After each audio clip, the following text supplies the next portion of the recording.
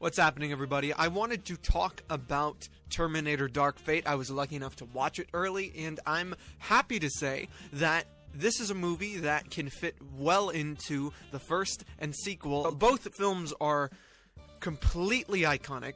This movie, though it's new, it's kind of fresh in my mind still. I don't think it's risen to that iconic status, but the team behind this, Tim Miller and James Cameron, and everyone else who worked on Deadpool, and all the people who've written and produced a lot of Terminator films, they had the idea of fitting this into the continuity of the first film and the second film. They've disregarded the third, Salvation, and Genesis completely, and they're saying, nope, this is Terminator 3, basically.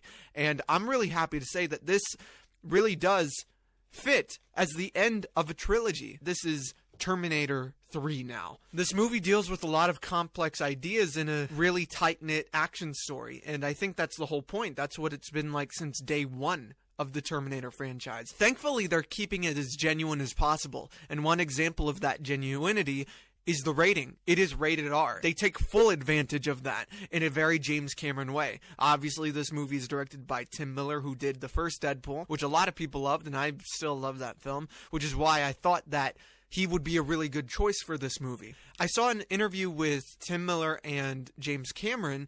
I think it was like a Hollywood Reporter interview, where they were in front of this panel and they're talking about their ideas, what they wanted to do with the Terminator franchise, and how they could commentate on the ever-growing future of technology. Because it's no secret that we are bound to our devices. And I love that they reflect that idea, they reflect that fear in a very realistic James Cameron-esque way. The problem with the other films was that they just turned into schlock, unfortunately. They turned into movies that were mostly about the action, but they forgot about the story and the message. Terminator Genesis, that movie, I mean, they tried pushing some sort of message about technology and fear of it, but they did it in a way that just didn't feel like a Terminator film. It just felt like some sort of Michael Bay action schlock. This movie pushes the story and the heart first. You get what everyone wants. You understand where they're coming from, how they're going to lead into this new future.